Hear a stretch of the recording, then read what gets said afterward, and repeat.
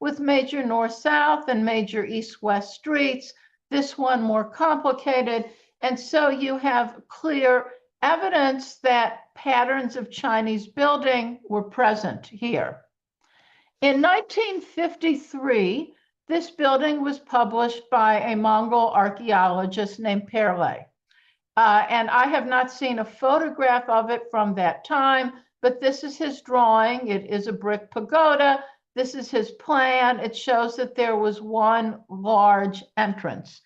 And he wrote that it looked to him like a Liao pagoda. He also wrote that there were other Liao pagodas standing in Mongolia at that time, that he thought there were perhaps 7, that there was one fairly near here, and that they were brick. I don't know if he had ever gone into what's today Inner Mongolia or into northeastern China, the northeastern provinces, and seen another pagoda that is Liao. He also excavated tiny objects that he draws like this. These are pictures I made from, as I said, a 1953 publication. So there were some roof tiles, and this is supposed to have been a piece of a very small statue.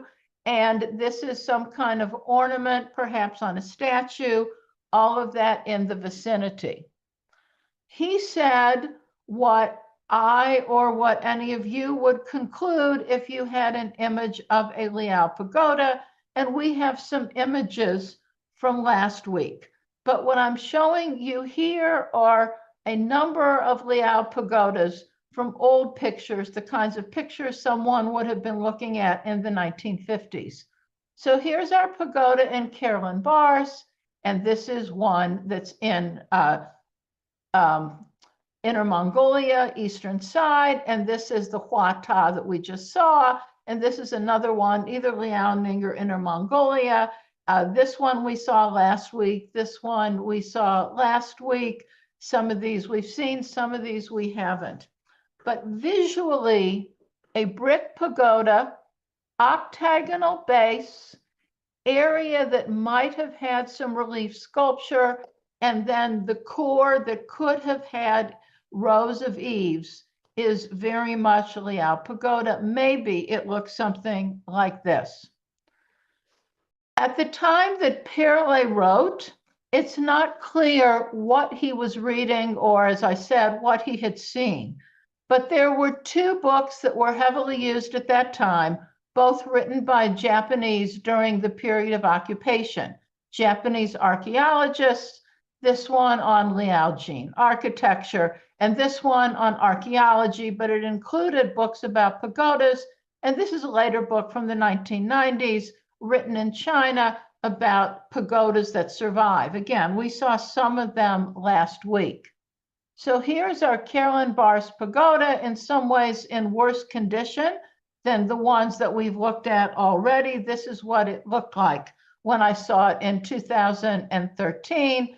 This is the interior. So in other words, there's an interior core. There's no evidence that this ever could have been climbed, but there is a wooden frame inside to keep the brick together.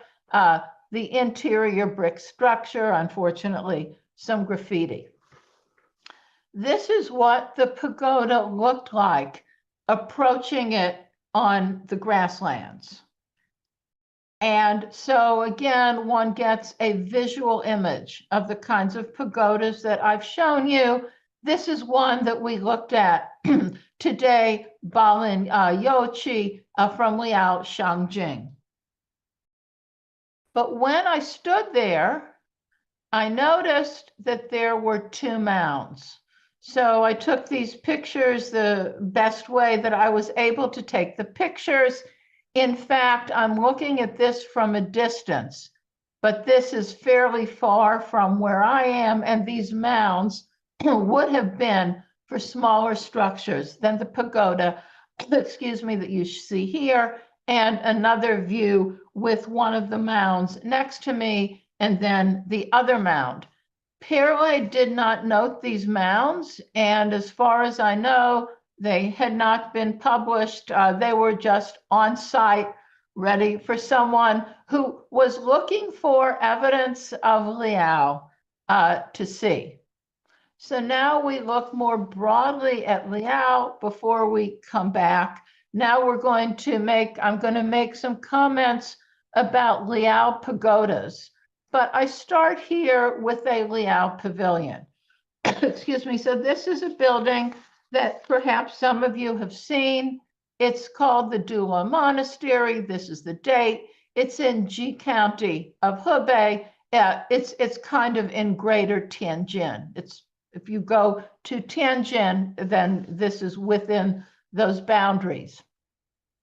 It is inside, as you're about to see, a one-story structure. It presents as 2 stories. It has a balcony here, or intermediate layer. And note that this picture is taken with the top central window opened. That window is over here. This is a 16-meter bodhisattva. It's the Bodhisattva Guanyin, who's standing here with eyes here, would be looking out at you as you look at this pagoda. And the fact that the statue was placed with the eyes intending to look straight out at you is something that was noticed by Liang Sicheng. He writes about this in the 1930s.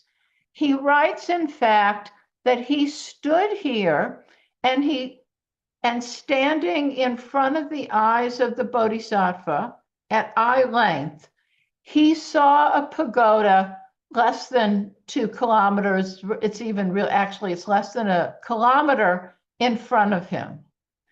The pagoda that he saw did not look like this. There was something else there at that time. This is a gate that stands over here. I'll show you a more complete map in a moment. The pagoda that is seen today is this one. It's a white pagoda. We saw some white pagodas from the Liao dynasty last week. We'll see some white pagodas again tonight. It is part of White Pagoda Monastery, and as I mentioned, it's in Ji County of Hebei. This building had fallen down in 1976. And when the building fell down, the remains were studied and what was inside of it was opened. So it turned out that there was a pagoda here that had been built in the 10th century. The pavilion, 984, was about the middle of the 10th century, so it's about something like 75 years later.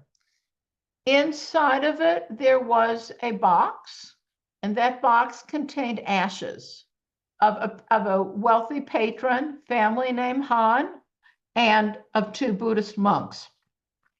So 1976, the pagoda gets rebuilt like this. But actually, the original 10th century, 11th century pagoda had been rebuilt during the Qing dynasty, probably in that shape. I say that because if you look at a local record, if you look at Jizhou, here's the pavilion, and here's the White Pagoda at White Pagoda Monastery. And it is a later style pagoda, not anything of a kind we've seen yet. And actually, even at the end, when we get to the Yuan dynasty this morning, we won't quite see pagodas that look like this does today, or like it did in 1831. So this is a reconstruction of the monastery, the Dula Monastery, and this is a more careful, different kind of reconstruction. But the belief is that there was a gate, front gate, a Shanman, and then there was the Guanyin Pavilion, right here, call it Guanyin Hall, Guanyin Pavilion, and then octagonal pagoda, and then a hall to the Divine Kings, and then a back hall, front hall, back hall. But the question that has come up in all of these lectures and comes up again today Does there have to be a tall building in a Buddhist monastery? Here you see both a pagoda and a pavilion or a hall. But in the instance when there is no pagoda, can the tall pavilion take the place of the pagoda? And some scholars believe that around the 10th century, the pavilion served the same function, and that would have been the case at the Dula Monastery. Here's another monastery, the Fengguo Monastery. It is in another Ji county, a Ji county in Liaoning. So here you're looking at one reconstruction of the monastery. And in this case, it is certain that there was a pavilion, but these are two different reconstructions of the monastery. This one believes there were two distinct courtyards. This one believes it was one much larger courtyard, the main Buddha hall back here, another hall here, and then the main Buddha hall back here. This is actually not quite the same as what you see here, but all that survives is one Buddha hall, the main Buddha hall from the year 1013. And then reminder, we saw last week perhaps the most fantastic wooden pagoda that survives in China or anywhere in East Asia, anywhere in the world, probably. And this is from the pagoda that we just called the Timber Pagoda from the Four Gong Monastery in Ying County. So a massive pagoda, a Buddha hall, only one courtyard. But this question of the tall building, and as I raised last week, the one tall building in at least 4, if not 5, of the Liao dynasty capitals. So now here's something else that another study of the Fengguo Monastery has determined. Here's the monastery, here's the Buddha hall that survives. And over here is this pagoda, which is from the Jiafu Monastery, a different monastery in close proximity. What I'm laying out for you is another way in which the Liao used towering pagodas.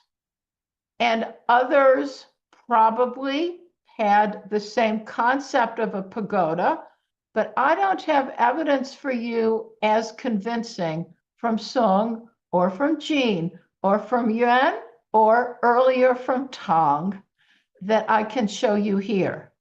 I do have evidence from someplace else. We shall get there. So what this is suggesting is that this is a monastery that in fact may have had a pavilion, but not a pagoda. But there was a relation between the two, including the towering pagoda that you see here. So now we come back and look in a slightly different way at something we looked at last week. So a white pagoda, we've seen a lot of white pagodas. We're in Qingzhou in Inner Mongolia, and this was built remarkably fast, given how large it is. And if it looks large on the landscape, and last week I made the comment, very large pagoda, people could see it in the distance even from the snow. Why was it white? Well, I can't answer why was it white, but I can tell you that it could be seen from a huge distance. So this is something that I believe I showed you last week, but we're looking at it in a kind of different context right now. We're seeing the source, and keep in mind that I showed you Carolyn Barr's pagoda. So enormous pagoda shown on this map. Remains of the wall, a wall. This is not the Great Wall of China. We're too far north for that. But right here, Eastern Royal Tomb, Central Royal Tomb, and Western Royal Tomb. These are tombs of 3 Liao dynasty emperors. These are burials.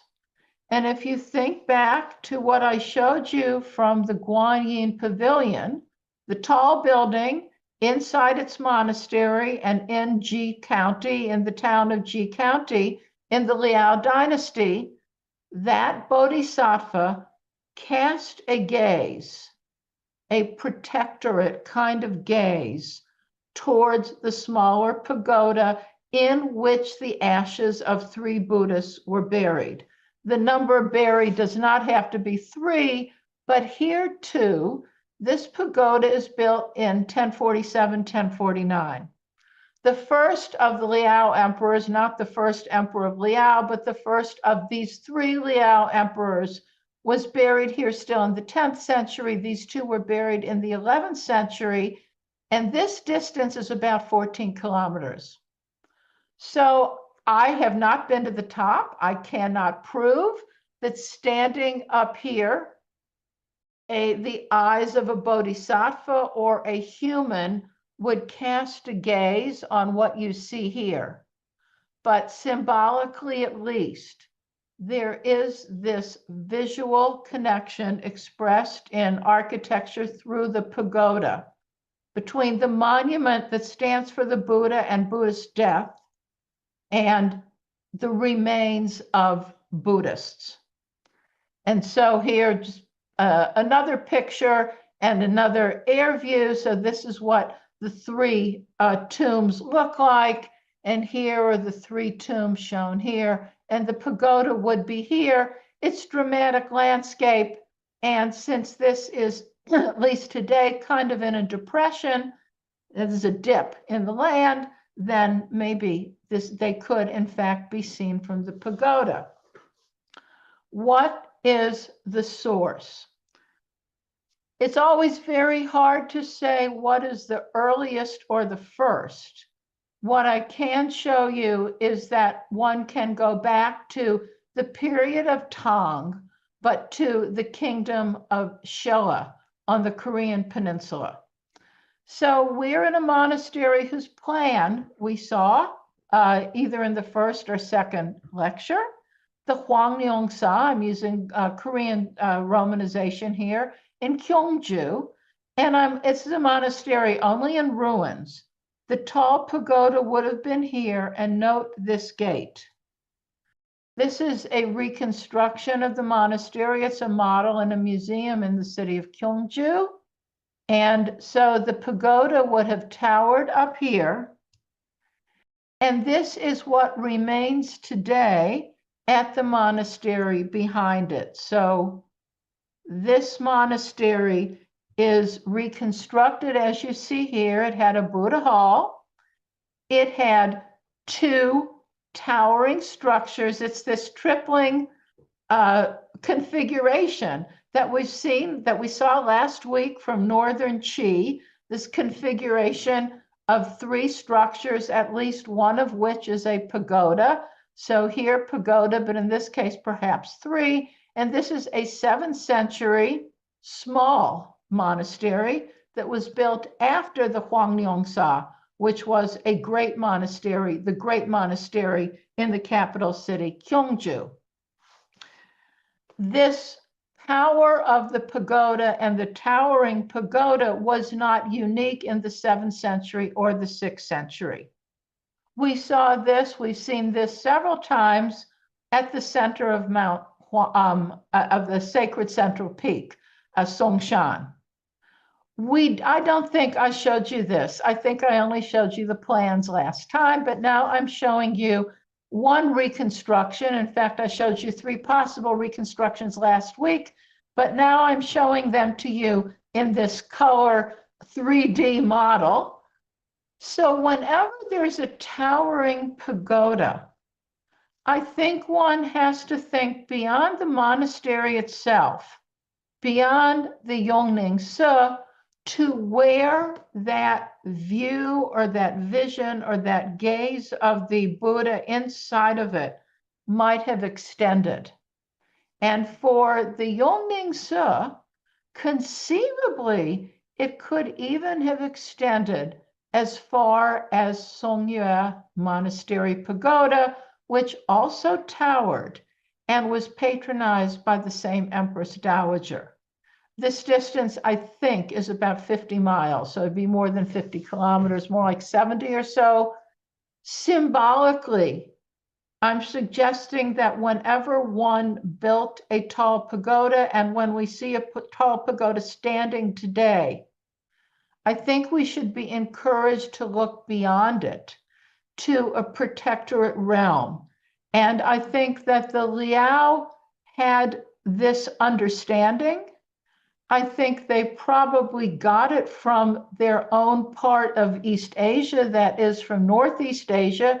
They saw it, in other words, in Korean pagodas, but no doubt the understanding traces to Northern Wei, if not earlier. I don't have two smaller pagodas to show you here. I'm suggesting a relationship between a large monument and what's in the vicinity.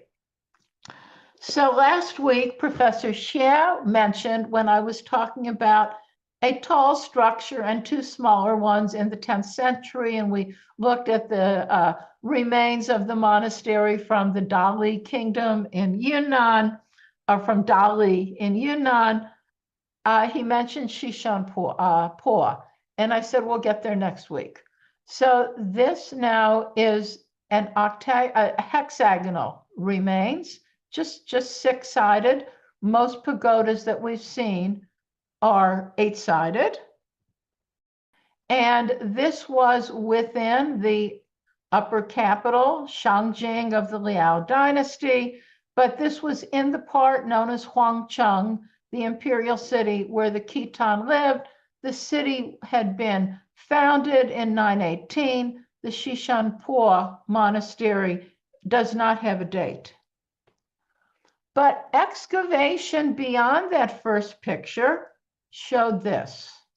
It showed a towering pagoda, and it showed two also hexagonal pagodas, one on either side, and excavation below this one, and I'm sure excavation has continued. I was here around 2015 or 2016, and that's approximately when these pictures were published. These aren't my own, but I've stood here. This probably more has happened since this picture, but note this. So there's yet another thought that we can associate with something as compact as this, that maybe there's even some symbolism of the pagoda being a kind of central peak or central force within a mountain kind of setting. But for sure, the tall pagoda, I think, is suggesting a protectorate of the pagodas around it. And as I mentioned, the one small mound, which we assume had a small pagoda on it, was excavated and yielded very tiny relics, Buddhist relics like you see here, certainly Buddhist worshipers or deities. But the concept, in other words, is that going back to the Carolyn Bars Pagoda, where small objects were found in the vicinity, it probably represents a practice that doesn't survive except in a few cases right now. The towering pagoda, two smaller structures. The towering pagoda offers a kind of protection to the buildings or the monasteries in the vicinity. And so just a reminder, the Liao indeed extended all the way into what is today Weimang. So the map that I just showed you also includes Xixia, or Western Xia. Up to 10 pagodas survive from Western Xia. People always say, well, some of them are very much restored, some of, et cetera, but I start here before I move to the pagodas. I start here because the Western Xia, so just to show you, this is a little bit of Gansu, and this is Ningxia Hui Autonomous Region, and then just a little bit to the north, and then a little bit to the west into Qinghai. Western Xia rise in the year 1038. So Liao have already been ruling for about 100 years. Western Xia are probably best known for their royal tombs, and they are also known for building a lot of false tombs, as did the Egyptians. These were actual tombs. This is an actual tomb, but the rulers are said to have built many tombs so that if there were grave robbers, they would be likely to make a mistake going underground, as likely to make a mistake as they would to actually hit upon one of the imperial tombs. But I'm showing you tombs that have been excavated, and the octagon is an extremely important shape. So that's one reason that I wanted to note the tombs. And then these also have been known for a very long time. This is an old picture taken from the air early in the 20th century, and the importance of the octagon.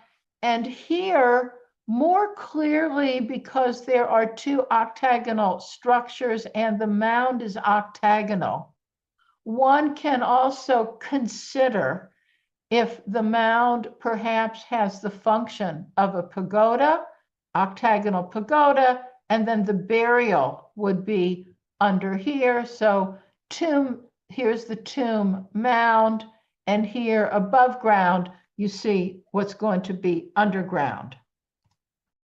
This is another one, or this is one of the Western Xia pagodas. There are several either in Incheon, capital of Ningxia today, or in the vicinity of Incheon. As I mentioned, almost all of them have been restored. They could be four-sided. There are also octagonal pagodas. I'll show you one in a minute. And this one has a kind of interesting articulation on the exterior. So single pagodas, twin pagodas, very much what was being constructed due east in the Liao Empire. At the same time period, Western Xia will endure until 1227, and they'll be then fall to the Mongols. But here I'm showing you something which is so far unique. And this, I guess, is the main reason that I wanted to be sure to have something to say about Western Xia. This is also in Ningxia. The site is called Qingtongxia, and it's on an island. You have to take a little boat from the mainland over to the island. There's no date more specific than 1038 to 1227, but location and context. That is, there's no reason to think the Mongols did this. So all indications are the Western Xia must have. This is 19 pagodas, 17, 15, 13, etc. They're all odd numbers or yin numbers, and then 5, 3, 1. But it just, I know you're probably thinking of something, and we all think of it, and I'll show you what you might be thinking of. But this is, it's three-dimensional, of course, but it's only one side of a mountain. And it is on the Yellow River, but 12 levels, as I mentioned. Some of the pagodas have sutras beneath them. Some have statues beneath them, but there are no records that tell us who or why or when. So this is what it looks like approaching from the water. Here's a closer view. And this is where people would like to be able to make a comparison. But so far, there's no link, there's no convincing evidence. So this, of course, is the famous Borobudur, which is often described as a cosmic mountain or the ultimate pagoda mountain. So this is not exactly a mountain. This is just one side of a mountain. But here you have the one stupa and then not 3, 5, 7, etc. You have stupas circling around, but then it's really a circle on a squarish foundation, not exactly a square because each side juts out. And originally there were supposed to be Buddhas underneath each of the stupas. Some survive, some do not. But there's also narration, stories of lives of pilgrim. This is actually the life of a Buddhist pilgrim who made a pilgrimage to Indonesia. This is Java in Indonesia. So this is a little bit different from what so far anyone has seen in Western Xia, in Liao, or in Sung that we are about to look at. But these kinds of spectacular monuments, which are pagodas, are out there for further research. And the pagoda lends itself to this kind of spectacle, in part because there's no one form it has to be. It just has to be to the Buddha and a symbol of Buddhist death. So from there, now we move to Sung. So as I said, and as I say again, Liao is just spectacular any way you look at it and from any vantage point. So Sung is a dynasty from which I'm sure you know some famous pagodas. I have a feeling many of you have seen some of the famous Sung pagodas, but they don't offer the next level of interpretation, or they don't encourage you to find the next level of interpretation to the extent that the Liao pagodas or the one Xixia form did. So Northern Song, capital today Kaifeng, Bianliang or Bianzhou at that time, you can see how much of East Asia is taken up by Liao and how much is taken up by Western Xia. And in fact, this is really more realistic because it shows you that, yes, the Liao extended far beyond Carolyn Bars into Weimang. So the Liao, as I mentioned, doesn't extend to or doesn't encourage the kind of questioning or interpretation that the Sung does not encourage the kind of interpretation that Liao does. It's because the Sung was involved in other processes and had other agendas, which are not happening in Liao. One of the agendas is the flourishing of the scholar official. The city of Kaifeng, or the Northern Sung capital, was a city with more than 1 million people. Some say it may have had 1.7 million people. It's a city where a man like Su Shi is able to expound on how an official should live. He writes his Ode to the Red Cliff. This is a painting supposedly Su Shi. He's a great calligrapher. It's also a dynasty that ultimately is going to fall due to this man. Maybe it was all coming. It's a wealthy dynasty, but many say the Huizong emperor was so interested in the arts at his court and in painting himself that he didn't realize how close not just the Liao were during his dynasty, but how close those who were going to conquer him, the Jurchen, were, and he will be captured, taken as a hostage north, probably to Heilongjiang. Maybe it was only as far as Jilin, and then his body literally will be thrown back to Sung, to a shrunken Sung, after he dies in captivity. But the first question that I want to ask about the Sung is not to relate the pagodas or the monasteries to Huizong and to courtiers who are able to write great prose great works of prose and to codify their system of architecture and painting, et cetera, et cetera. I'm raising the question again of the pagoda. Where's the pagoda and what happens to the pagoda? So I emphasized for Liao, and to the extent that I can do it convincingly for Western Xia, that the pagoda is not just a monument to the Buddha's death. It's a monument of power and sometimes the ultimate monument power in Buddhist space. What you're looking at right here is one of the greatest Sung monasteries that ever was constructed. And this is the Longxing Monastery in Jiangding in Hebei. It has, among other aspects, the fantastic structure of the Mourni Hall with the 4 baosha. And it has a fantastic pavilion, a ge, the Dabe ge. It has no pagoda. So major monastery, major buildings along the courtyard. You see all of that here. No pagoda.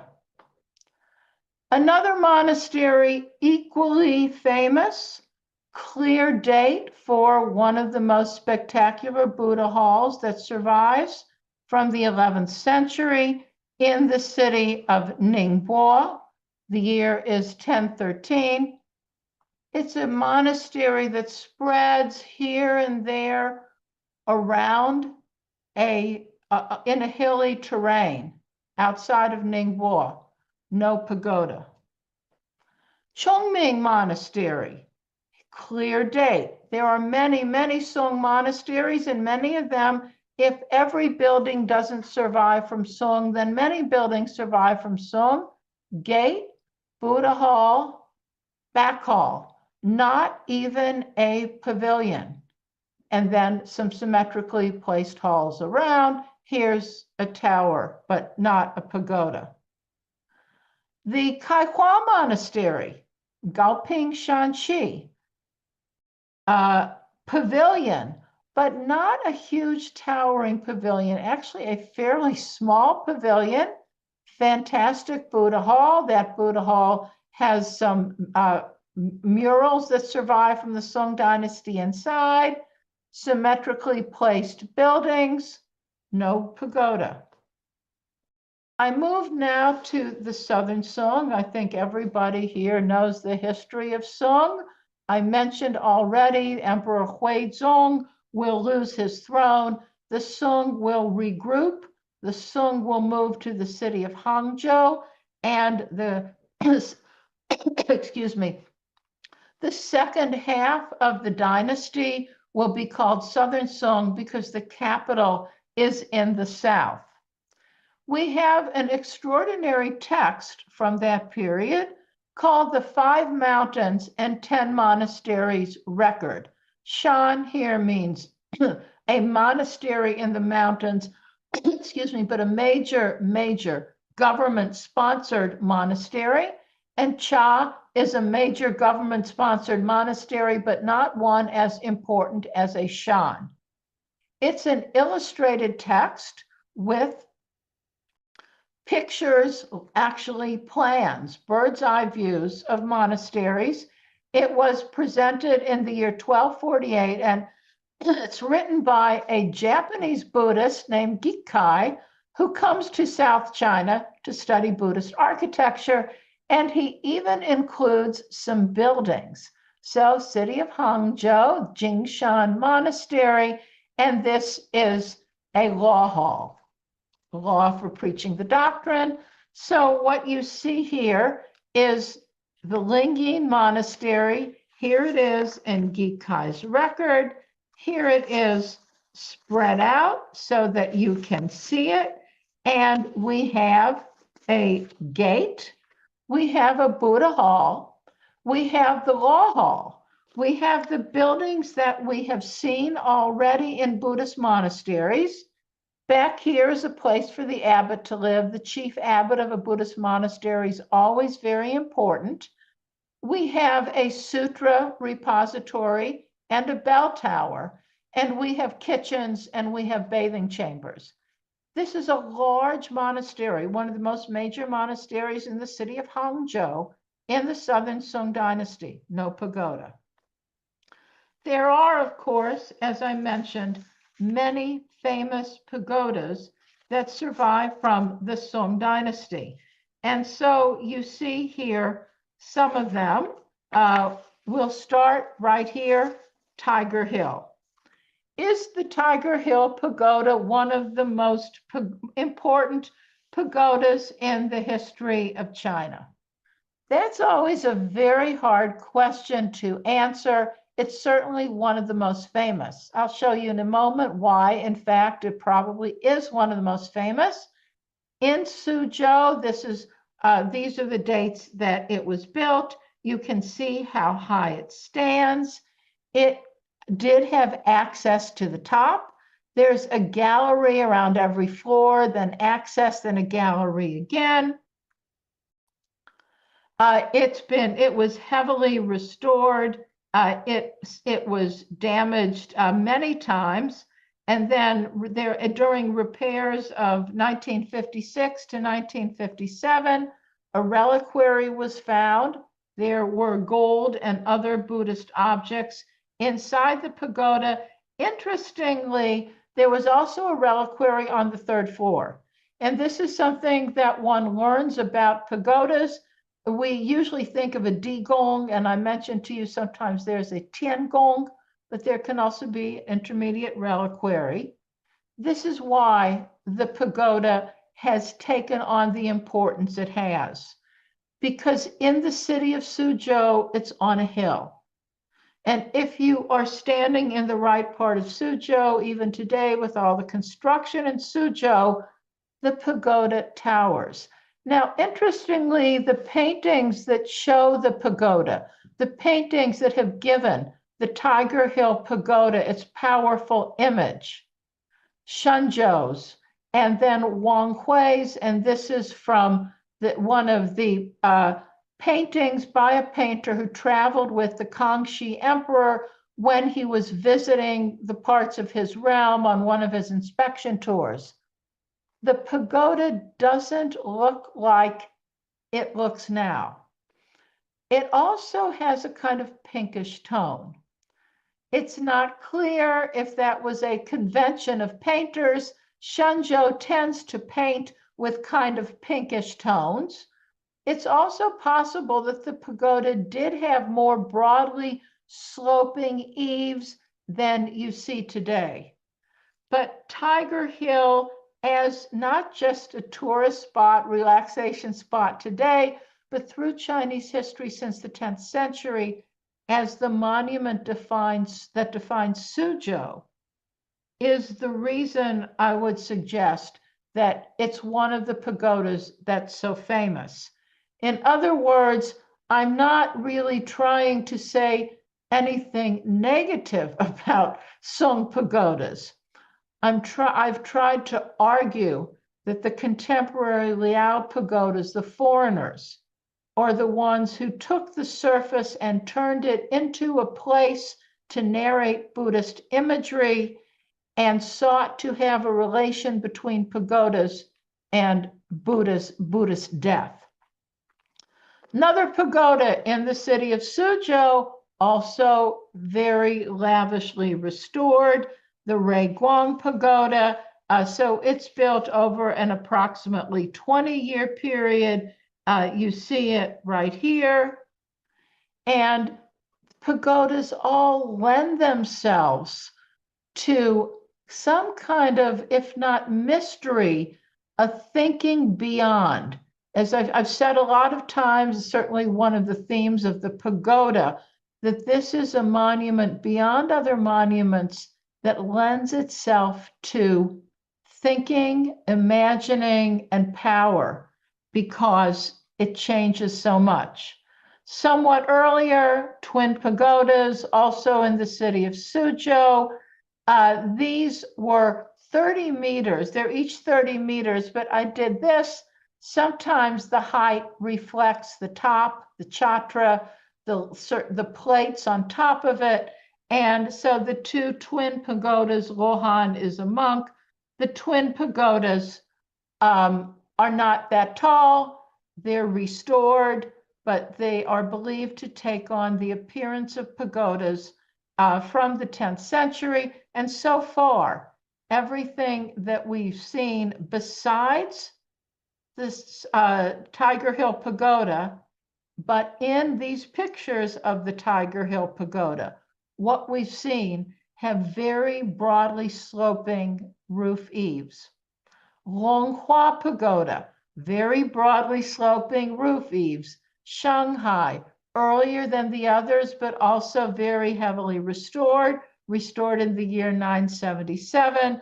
And this one is taller. This one rises 40 meters. This one has balconies on each level. So a person's encouraged to enter, to climb, to go on the outside, and to participate in a view. So this is a little bit different. Perhaps this is Sung enjoyment of scenery and space, especially in the south. The Liao Pagoda's tower, but the human doesn't go to the top and look over at the tombs. Sometimes the human can go partially up a Liao Pagoda, but they are monuments of power that have a relationship to important monuments elsewhere, usually imperial. The monuments that you see here can be experienced on a much more personal level. And as I mentioned once, I think I mentioned this, if not, I'll mention it now. Even in a city like Shanghai or Suzhou, where there is so much competition for entertainment, restaurants, theater, et cetera, it's shopping, et cetera, et cetera, et cetera. As in the past and still today, a pagoda is a hub of its neighborhood and what's around it. And it brings in, sometimes there will be a night market there, sometimes there will be shadow boxing. But because of this height, it becomes part of whatever the current use of that space is inside China. So 2 pagodas we've seen, 10th century, 11th century, northern Song, but I'm much farther in the south in the city of Kaifeng, the porch, the broadly sloping eaves. So clear contrast, as I was just mentioning. With very few exceptions, we don't see the pagoda being used as a source of narration or Buddhist teaching. In Song, we certainly see it. In Liao, and the pagoda always projects far beyond its immediate environment to have a relationship with what is beyond it. This is a very interesting pagoda that's been well studied because the damage occurred in the 20th century, in the late 20th century.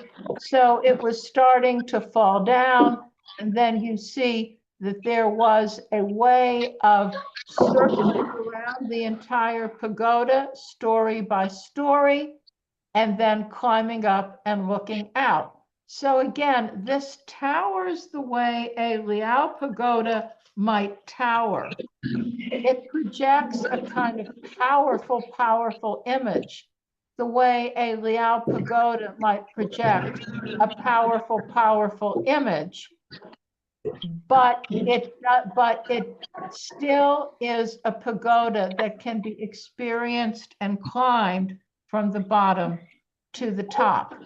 So this is first floor. You enter, there are going to be 4 sides that are going to project all the way the top to the view, even though it's an 8-sided pagoda.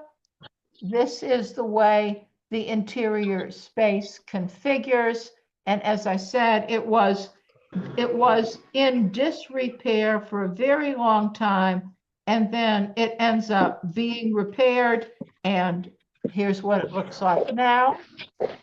The decision to repair was to repair, as you see here. And so here we think back to some of the repairs that were made in the city of Xi'an to the Great Wild Goose Pagoda. Now I've moved to Southern Song. And so we have the entrance, we have an octagonal pagoda, we have pagodas from Southern Song that tower as high as Liao pagodas, 76 meters. I'm in the city of Suzhou. We have the porch, we have the opportunity for climbing and the view, and we have sometimes the imitation of the timber frame on the outside.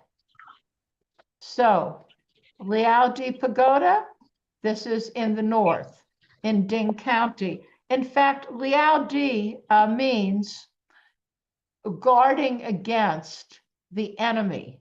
So one thought about this pagoda is that people climbed in order to observe whether or not the Liao were going to attack.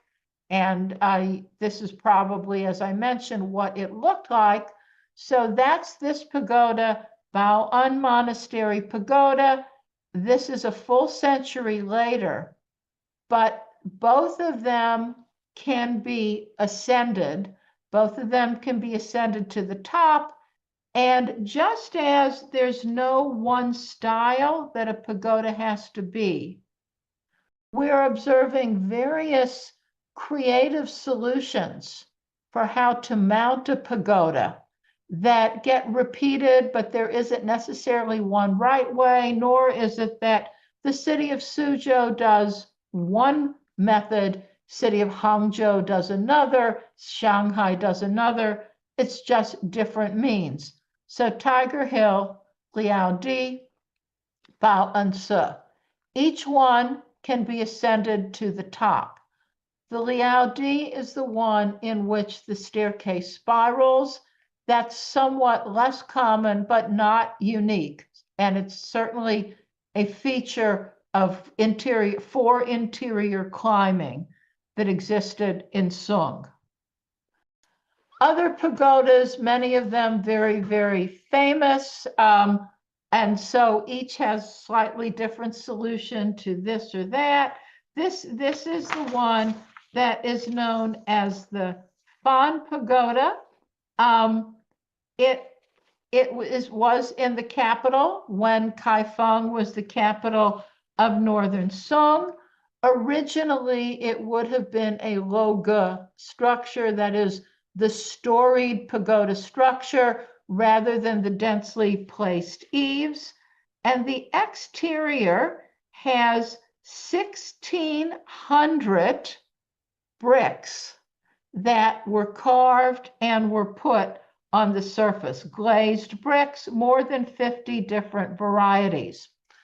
I'm about to show you another pagoda that also has glazed bricks.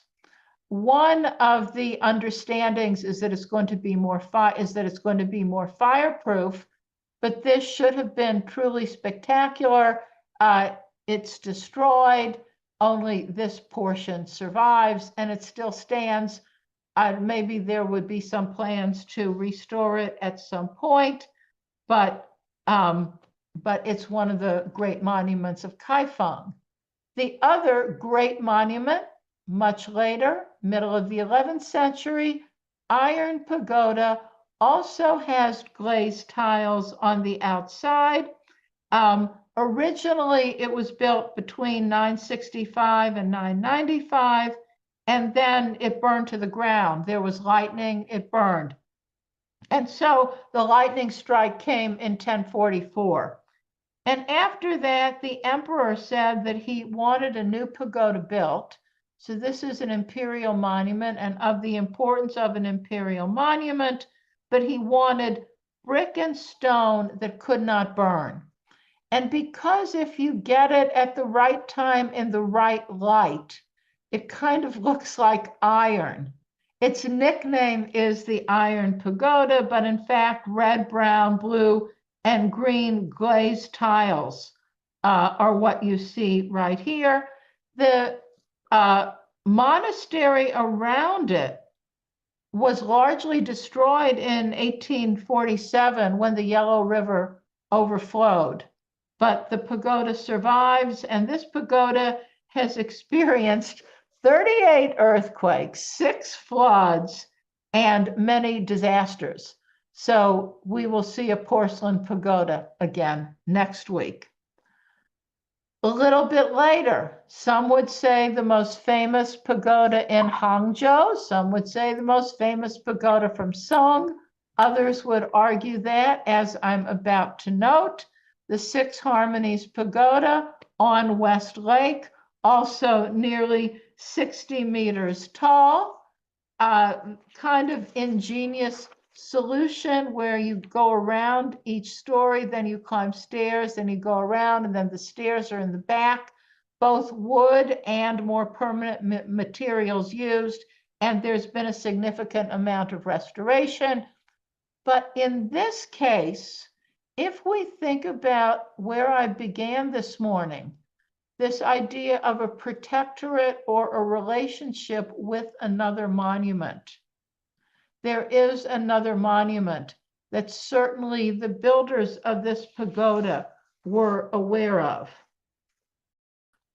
And I'll get there in 1 second. I just wanted to show you each level, the solution for circling and climbing on each level. So almost 200, more than 200 years earlier, actually not quite 200 years earlier, the famous Leifeng Pagoda had been built on the other side of West Lake in the city of Hangzhou. It was octagonal. Originally, it was 5 stories, and it collapsed only in 1924. And then after 2002, it was rebuilt. So there is, as for many pagodas, a story behind it. In 975, the ruler wanted to celebrate the birth of his son, but the son had been born to a concubine. And so he named it after his concubine, but then there was an attack on the city by the Japanese during the Ming Dynasty, and the Japanese thought there were weapons inside the pagoda, so they burned it, and then whatever was left survived until the year 1924, and then it becomes in more and more disrepair. There's also the famous legend of the white snake associated with this pagoda, the story of a young scholar. He falls in love with a beautiful woman. The woman is supposed to be a snake. He, of course, is not a snake who takes human form. He, of course, is not going to be able to marry her. But the way the story goes, the snake then slithers into the pagoda, even though the snake was really a beautiful woman, and her tomb is supposed to be inside this pagoda. So as I mentioned at the beginning of the 21st century, restoration is underway, and it turns out that there was a burial in the center of the pagoda, and there were many relics inside the pagoda. I'm showing you only this one. And so today it's rebuilt, but one side, the other side of West Lake, suggesting this kind of protectorate or at least awareness of one tall structure to the Buddha responding to another tall structure on the other side. These are true twin pagodas. So no response the one to the other here. This is an unusual and unusually spectacular, enormous monastery that traces its history to the southern dynasties. It's in Quanzhou in Fujian. The monastery has a Tang history. The monastery has an important Ming history. But two pagodas were built in the Song, and then one of them is very heavily, one was built in 1128, standing 44.6 meters. The second wasn't finished until 1238. It's a little bit taller, 48.24 meters. But here we have a return to Buddhist imagery on the face. So nothing disappears. There's no rule that Quanzhou's pagoda gets relief sculpture on the face, but Suzhou, Hangzhou Shanghai do not have sculpture on the face of the pagoda. There are dozens of pagodas that survive from the Song. Almost all of them have been repaired. Many of them have imitation of timber frame on the outside, but some don't. Many of them have porches. Almost all of them can be ascended. And by and large, these pagodas are the ones that that anticipate what's going to be constructed in the Jin dynasty. So I wanted to show you here how this pagoda is climbed. I guess I had a few more pictures. So there is a central core, but then the climbing can occur on the exterior, but not through the center. And relief sculpture of Buddhist deities. I wanted to bring this pagoda in, and now I'm getting deeper into the Southern Song because I want to make another point. This is in Dazhou, so today it's part of Chongqing. The Dazhou is known, or the whole region around Chongqing are known for the Dazhou caves and Baodingshan, Beishan, and a greater region, Anyue, the many Buddhist relief sculptures, as well as the one pagoda. I'm show you the pagoda, which doesn't offer anything we haven't seen yet, but I show it to make this point. There's another level of research into the pagoda that hasn't come up in these lectures, but it's out there, and that is there continue to be pagodas in relief on the walls of Buddhist caves, paintings, of course, but we're looking primarily three-dimensionally in these lectures. So we're looking here at three-dimensional Buddhist paradise, and sometimes there will be a pagoda, but sometimes it might be a pavilion, and the distinction isn't always obvious. So I'm showing different maps for different reasons. This map of the Jurchen shows that the Jin does not extend nearly as far west as the Liao. The Western Xia are still around, but the Jin does extend into what is Russia today, into the area that's around the area of Vladivostok, into this area, Primoria, the Primoria province. It does not conquer Korea at this point. Korea is called, the kingdom is called Koryo.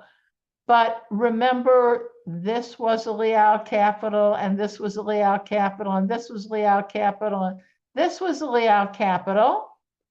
This is the first Jurchen capital. They have a 5-capital system. They leave this one. They come down here to Kaifeng.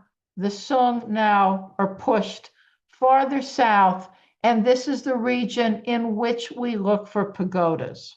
So as I started to say, most of the pagodas that survive are going to look either like Liao or like Song.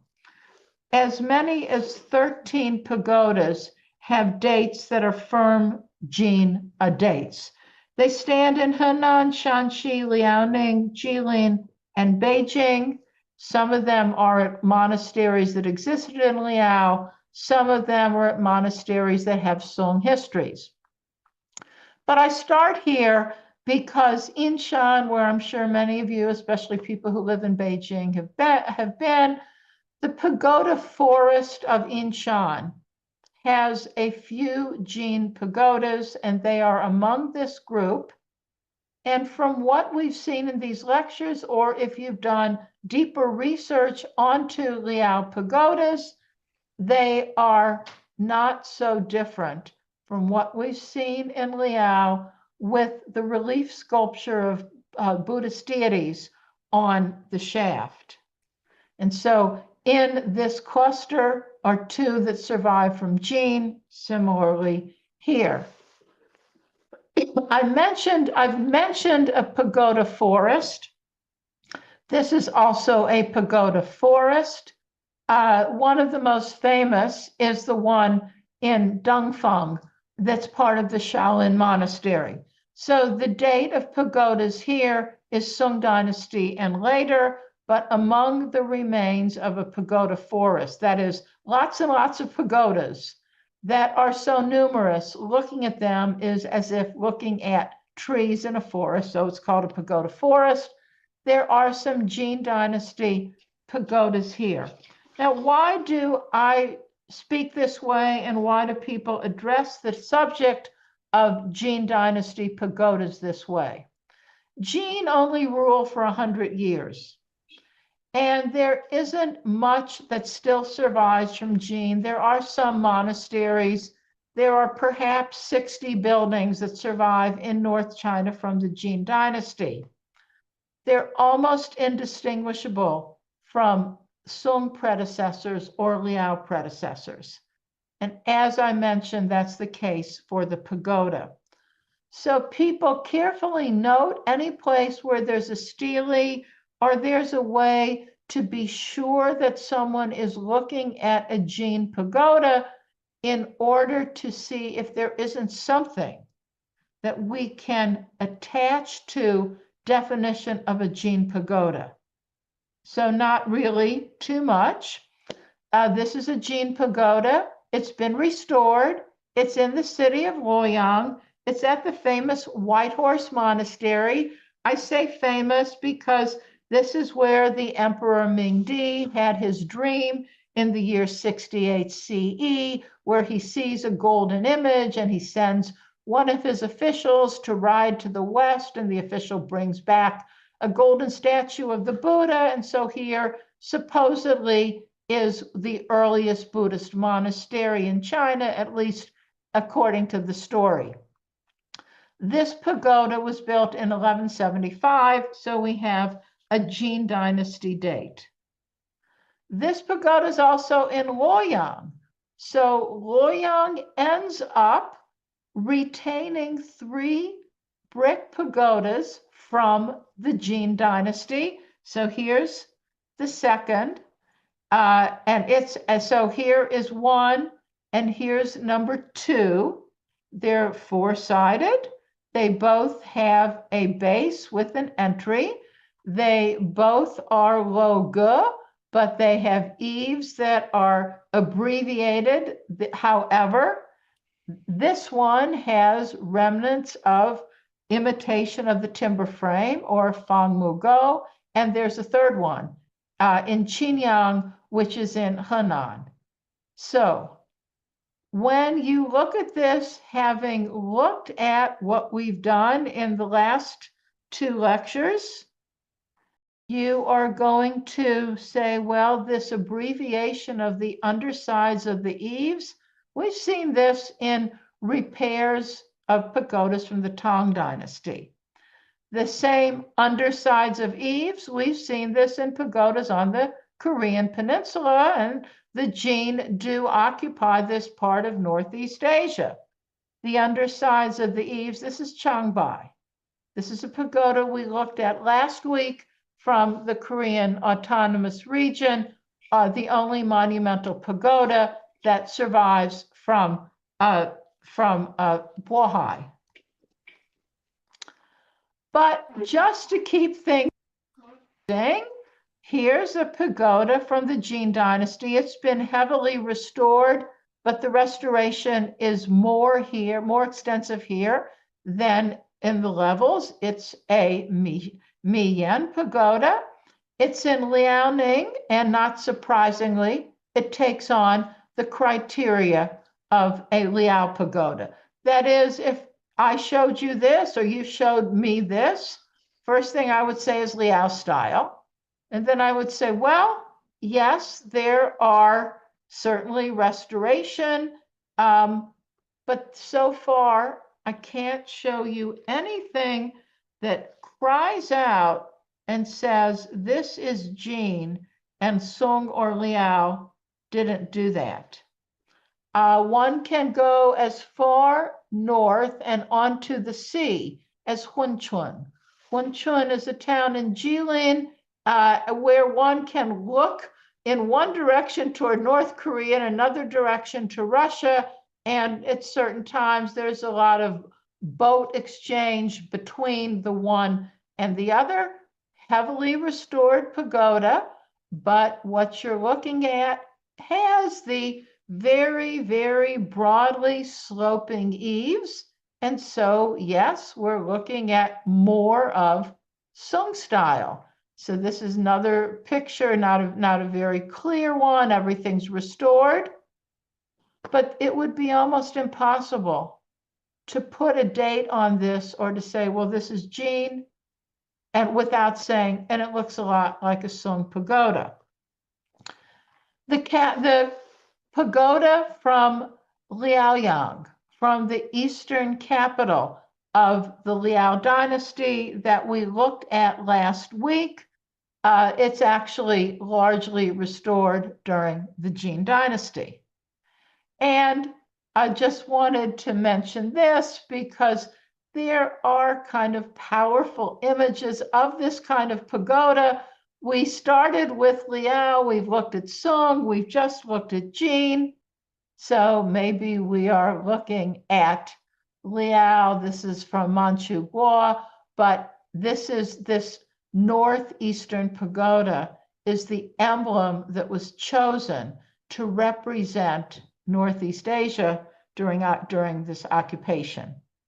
So we're going to end this morning with the Yuan dynasty. And as I said, I'll talk till the end. We probably won't have time for a lot of questions, but then next week I'll make sure that I finish so that I have more time for questions. So keep them. I think we should probably go on to the Yuan dynasty. Perhaps this is Yuan China's most famous pagoda. It's at Miaoying Monastery. It's in Beijing. I'm sure many of you have seen it. Here is the height, and I put the date in parentheses.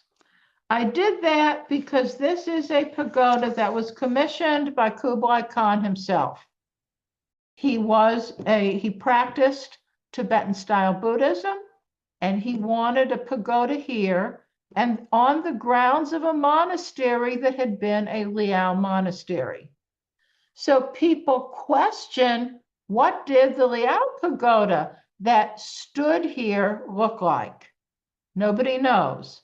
But the pagoda that stood here in 1279 is no longer there. But what we see here is believed, based on what I'm about to show you, to look like the pagoda built by order of Kublai Khan in the year 1279. This all happens because of two other people and because of Kublai himself. So in 1260, even before Kublai moves the Mongol capital to the city of Dadu, the city that's Beijing today, he said that he wanted a golden stupa built, and he said he wanted it built for the fifth patriarch of the Shakya sect of Tibetan Buddhism. That man was named Pagspa, and that man, in fact, was charged by Kublai to design a script that was going to be the script used for the Mongol language. and that is, in fact, what he did. Pagspa had met a man named Anige in the year 1261. Anige came from the area that is today Nepal. Anige practiced Tibetan Buddhism. Anige had seen golden stupas, and Anige also knew how to build a golden stupa. In 1262, Pagspa arranged for an audience between Kublai and Anige. And Kublai, this audience took place at Chengdu. Kublai wasn't yet in Beijing. And Kublai told Anige what he wanted. In fact, before he hired him to design the pagoda, he brought him to a monastery that no longer survives, a monastery in the city of Beijing. And he said that he wanted him to design a statue for him. Anige designed a statue. Kublai liked it. Anige then oversaw the construction of a monastery in the city of Chengdu in 1274. And finally, Kublai brings him to Dadu, and he gives him a residence within the city limits of his capital, and he gives him a Chinese name.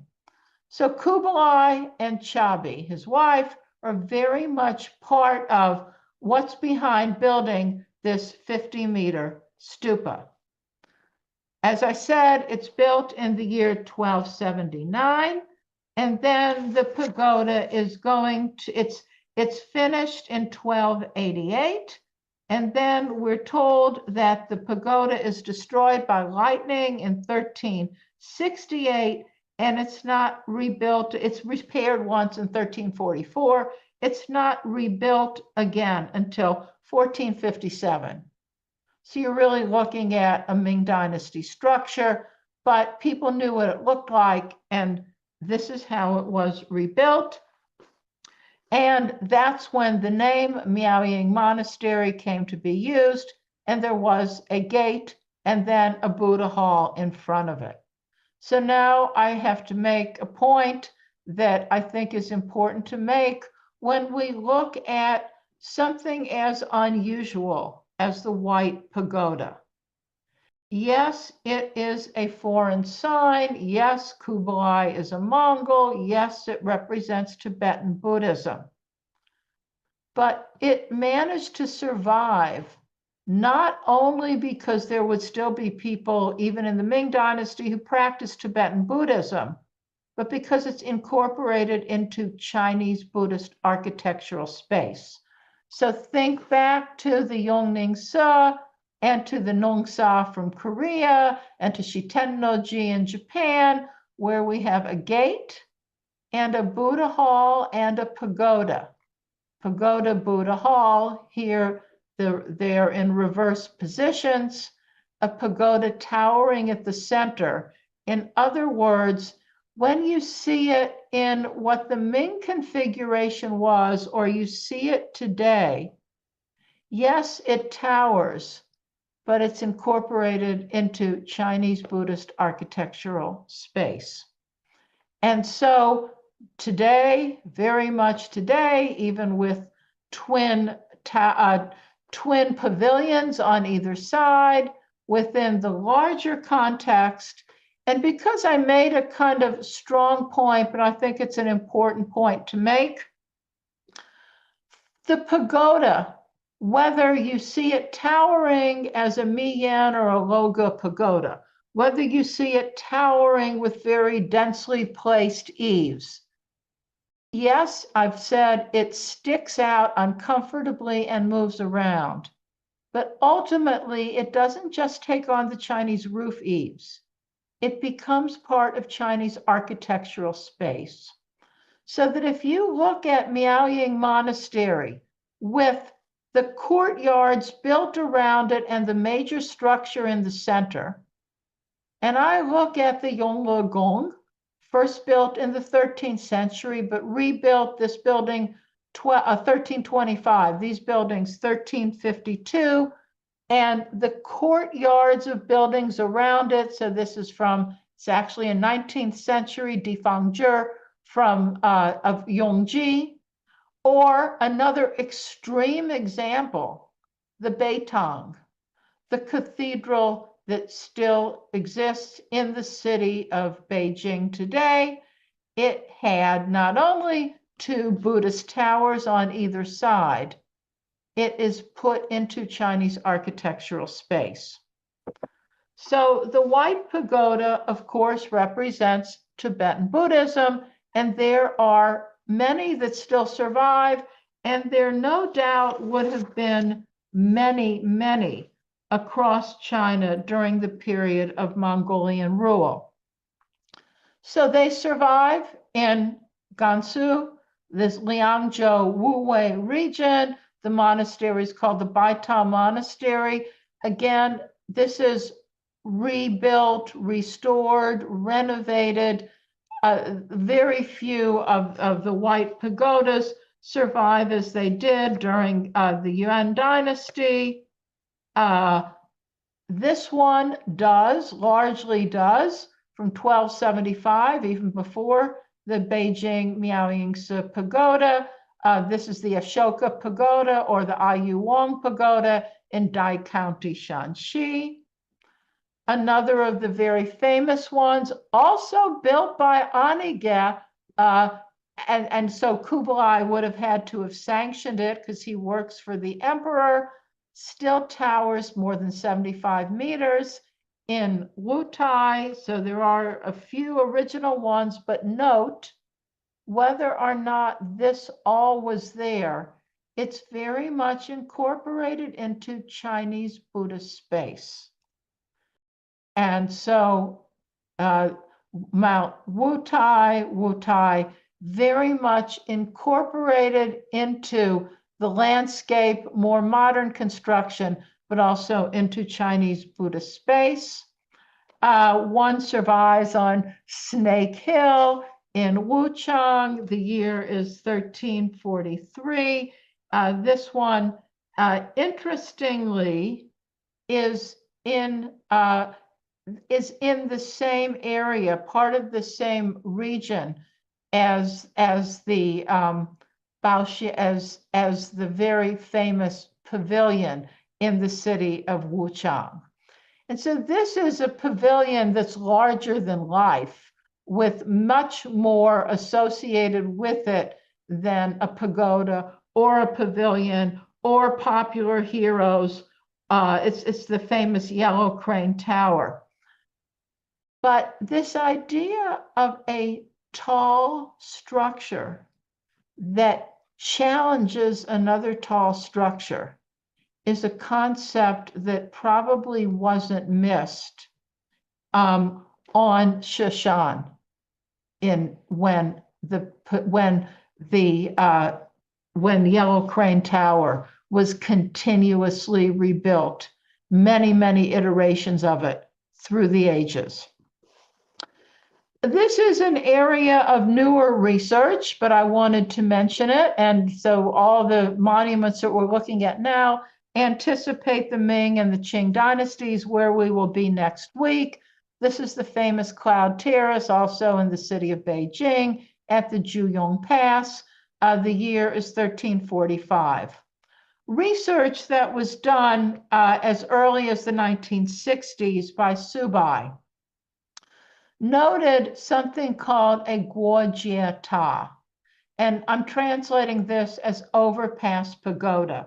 He was sure that there had been 3 white pagodas on top of the Juyongguan at the time of the Yuan dynasty, and that when the Mongol emperors went underneath this pass on the route north or south, they could have ascended for Buddhist worship.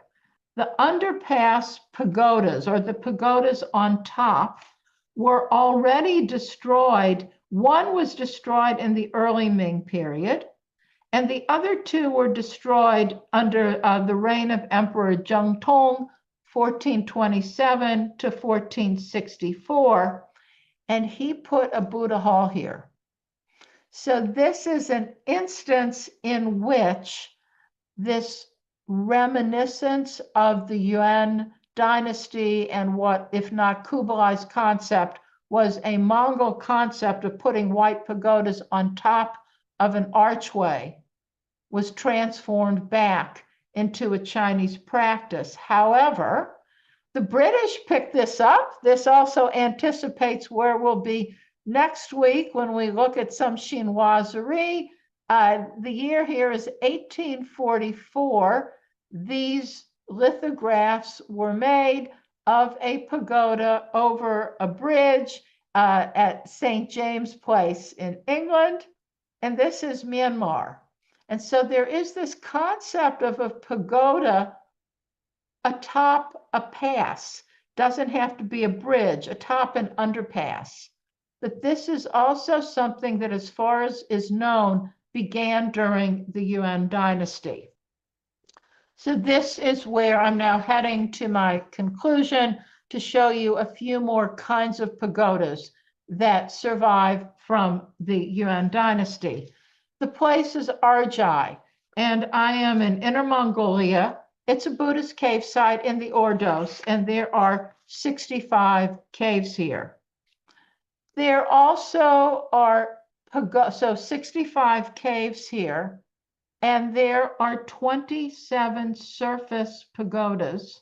That is, pagodas carved in relief on the outside of the caves, and 26 of them, all but one of them, is the Tibetan style pagoda that we've seen as a white pagoda that opens up so that a sacrifice or relics, including the ashes of a Buddhist, could be put inside.